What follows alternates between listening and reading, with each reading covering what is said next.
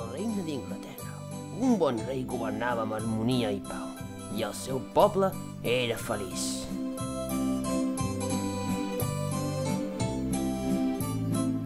Però un bon dia, el bon rei va caure en una malaltia i el seu regnat es va tornar fosc i trist.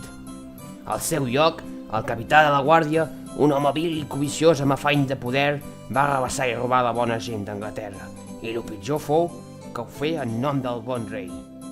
Qui posaria fi a la tirania del capità?